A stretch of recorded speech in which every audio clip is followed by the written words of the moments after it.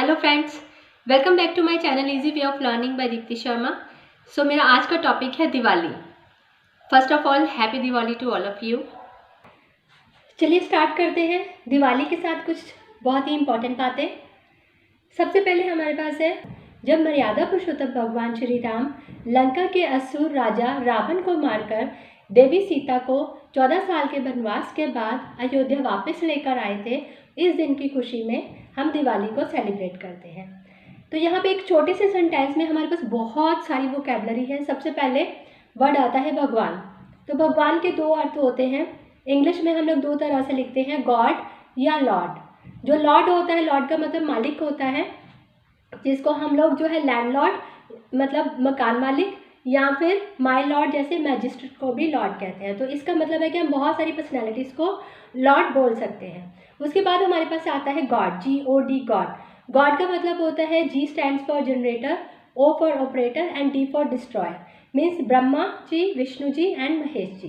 तो इनको हम गॉड कहते हैं। इनके अलावा जैसे सन गॉड, मून गॉड या इंद्रदेव जो है, इन सबको हम देव कहते हैं। तो देव जो होता है, देव वर्ड की इंग्लिश होती है डेमी गॉड्स।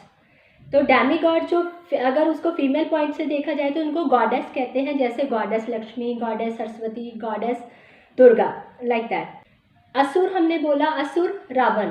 तो असुर जो है उसकी इंग्लिश होती है डीमन। डीमन का फेमिनाइन वर्ड जो होता है उसको डिमोनस कहते हैं।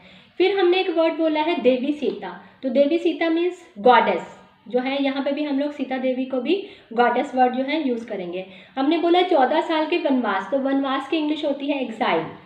तो यहाँ पे हमने एक वर्ड बोला है मर्यादा पुरुषोत्तम। मर्यादा पुरुषोत्तम जो है इंग्लिश में भगवान श्री राम के लिए जो बोला जाता है वो है सुप्रीम पर्सनैलिटी ऑफ राइटियरनेस। मीन्स मर्यादा पुरुषोत्तम, जो मर्यादा को रखने वाले। भगवान श्री कृष्ण को भी supreme personality of God head बोला जाता है, कि जितने भी गॉड हैं उनकी सबकी जो है ये सुप्रीम है भगवान श्री कृष्ण, जिनका वर्णन जो है भगवद गीता में, श्रीमद् भागवतम में और गुरु ग्रंथ साहिब में सब में आता है। कि जब हम पूजा करते हैं तो पूजा की इंग्लिश होती है वर्शिपिंग, वर्शिप या वर्शिपिंग। तो वर्शिप जो होती है जब हम करते हैं तो हम श्री गणेश और लक्ष्मी जी की विग्रह जो है प्रतिमा को लेके आते हैं। तो यहाँ पे हमें समझना है, जो वेदी होती है जहाँ पे हम उसको बिठाते हैं उसको ऑल्टर कहते हैं, और जो प्रतिमा होती है जो हम सिर्फ लेके आते हैं, जिसको हम पूजा के बाद विसर्जन करते हैं, जिसको इमर्जन कहते हैं, तो उसमें हम लोग उनको कहते हैं आइडियल्स। आइडियल्स की इंग्लिश होती है प्रतिमा, यानी कि गणेश जी की प्रतिमा, लक्ष्मी जी की प्रतिमा, जो कि शॉर्ट टाइम पीरियड के लिए हम लेके आते हैं, फिर उनको कर देते हैं विसर्जन कर देते हैं पानी में या जैसे भी करके। तो जो डीटीज होती हैं, लेकिन डीटी का मतलब होता है विग्रह। विग्रह का मतलब होता है जिसमें हम लोगों ने प्राण प्रतिष्ठा करवाई होती है। प्राण प्रतिष्ठा की इंग्लिश होती है इंस्टॉलेशन। जब हम किसी भी जो विग्रह है, जब हम किसी भी प्रतिमा को लेके आते हैं, फिर उसका एक प्रॉपर हाइम्स के थ्रू, वैदिक मंत्रों के थ्रू, मंत्र का मतलब होता है मन को तारने वाला जो है, उसके थ्रू अगर हम उनके प्राण प्रतिष्ठा करते हैं, इंस्टॉलेशन करते हैं, तो वो फिर डीटी बन जाता है। डीटी मतलब जिसमें साक्षात भगवान जो विराजमान होते हैं। यहाँ पे सबसे पहले आता है ओमनी प्रेजेंट। ओमनी प्रेजेंट वो सर्वव्यापक है, सब जगह पे है। उसके बाद ओमनी पोटेंट, मतलब ही इज ऑल पावरफुल। उसके बाद आता है ओमनीसेंट। ओमनीसेंट का मतलब होता है ही इज ऑल नॉलेजेबल, वही सबसे ज़्यादा नॉलेज को धारण करने वाले हैं। तो ये सारी स्टोरीज जो है हमने बहुत बार सुना है कि ये मैथोलॉजी है। मैथोलॉजी का मतलब होता है पुरानी कथाएं, पुरानी कथाएं। इसमें एक वर्ड आता है मिथ। मिथ का मतलब होता है काल्पनिक। तो यहाँ पे मैं आपको बताने वाली हूँ कि काल्पनिक जो है दिवाली को, दशहरे को, या जो भी धार्मिक परंपराएं हैं वो उनको हम काल्पनिक नहीं बोल सकते हैं, क्योंकि उनके एविडेंसेस होते हैं। एविडेंसेस का मतलब होता है प्रूफ्स होते हैं हमारे पास सब चीज़ों के। जैसे in the border of like Kurukshetra and Vrindavan where lord Ram and lord Krishna perform innumerable pastimes. तो यहाँ पे हमने इनन्यूमरेबल का मतलब होता है बहुत ही अनगिनत। अबोर्ड का मतलब होता है धाम में। और उसके बाद हमने बोला कि innumerable past times. Past times का मतलब होता है लीलाएं। उन्होंने अपनी बहुत सारी लीलाएं की हैं जिसके एविडेंसेस आज भी हमारे पास है। नेक्स्ट आता है Ram Setu. Ram Setu means Adams bridge, जो आज भी हमारे पास है। तो इनको हम मिथ नहीं कह सकते हैं। नेक्स्ट हमारे पास देखिए, जैसे हमारे पास डिवोशन के पॉइंट ऑफ से, डिवोशन का मतलब होता है भक्ति। भक्ति के पॉइंट ऑफ व्यू से हमारे अमृतसर में एक गुरुद्वारा है जिसका नाम, गुरुद्वारे का मतलब होता है place of guru means teachers, place of teachers. Gurudwara, जैसे कि लैंड ऑफ डेमीगॉड्स, मतलब देवभूमि जिसको हम कहते हैं, देवभूमि की इंग्लिश होती है लैंड ऑफ डेमीगॉड्स। इसके बाद हम जो वहाँ पे गुरु बाबा दीप सिंह, वहाँ पे बाबा दीप सिंह जी ने भक्ति का पर्सनली जो है हमें बहुत सारे एविडेंसेस दिए हैं, जिसमें उन्होंने भक्ति के ऊपर जोर दिया है कि भक्ति बहुत इंपॉर्टेंट है। तो उन्होंने बोला है भक्ति में शक्ति means strength in devotion, devotion में ही स्ट्रेंथ है। As you all know that Diwali is a common festival for all religions. तो यहाँ पे हमारे पास जैसे सिख धर्म में जो है बोला जाता है कि उस दिन गुरु गोबिंद सिंह जी जेल से वापस आए थे, जिनके आने की खुशी में दिवाली सेलिब्रेट की जाती है। ऐसे ही वैष्णव परंपरा के अकॉर्डिंग जिसे When Mother Yashoda bound little Krishna with rope on his belly, it called Damodar Leela, means pastime of Damodar. The जो है Dam means rope and Udar means belly, so we call it Damodar pastime. तो यहाँ पे हमारे पास जो है इसके बाद आता है कि आज के दिन हम लोग कौन कौन सी वर्शिपिंग करते हैं, तो इसकी डिटेल हम देखते हैं।